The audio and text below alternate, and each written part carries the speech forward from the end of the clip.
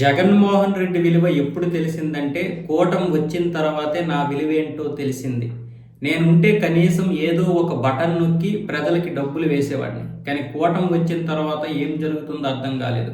ప్రతిదీ పీపీపీ పద్ధతిలోకి తీసుకొస్తున్నారు. మరి చంద్రబాబు నాయుడు కుర్చీ కూడా పీపీపీ పద్ధతిలోకి తీసుకొస్తే బాగుండేది. అయితే బిడ్డర్లు ఆ మోసాన్ని కూడా గమనించి ఆయన చైర్ని కొనే ప్రసక్తే లేదు అంటూ జగన్మోహన్ రెడ్డి అయితే చమత్కరించడం జరిగింది. ఇక నుంచి ప్రతి నియోజకవర్గంలో అందుబాటులో ఉంటాను.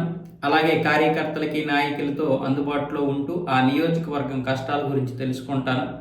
దీంతో పాటు వచ్చే సంవత్సరం నుంచి పాదయాత్ర కూడా చేస్తానని చెప్తున్నాడు.